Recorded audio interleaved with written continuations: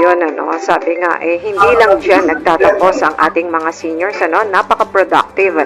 ng ating mga seniors. Tamang pagkakataon lang ang kinakailangan. At yan nga, sa tulong ng NCSC, sa collaboration sa mga local government units at sa mga private sector, sabi nga ni Ma'am Catherine, talaga namang binibigyan ng lahat ng pangangailangan ang senior citizens para maipagpatuloy yung kanilang livelihood, ika nga. At panghuli na lang po, Ma'am Catherine, mensahe na lang po sa ating mga senior citizens na nakasubaybay ngayon, Okay, thank you, ma'am, Siguro po sa panghuling pananalita, gusto namin pasalamatan, at i-honor lahat ng mga senior citizens sa buong bansa po, para sa inyong kontribusyon, sa inyong karunungan, pag-aaruga at pagmamahalan na po sa mga younger generations, ina-acknowledge namin ang inyong mga sakripisyo, and then contribution really para sa paglago ng ating ekonomiya, ng ating bansa at ng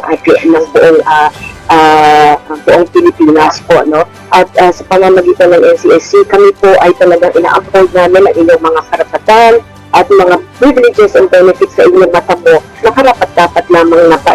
i-accord sa ating mga senior citizens. And rest assured po, lahat po ng inyong mga issues and concerns ay